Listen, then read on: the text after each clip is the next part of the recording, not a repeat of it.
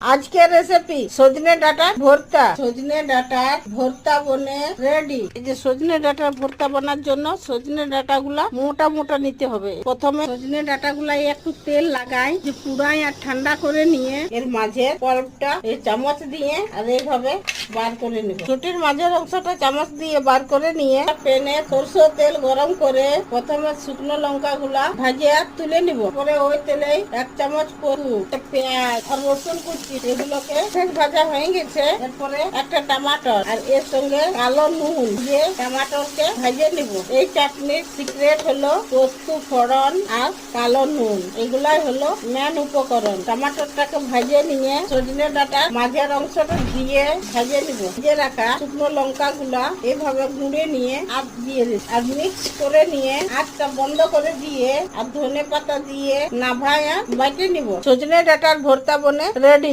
সঙ্গে খেতে দারুণ টেস্টি হয়েছে।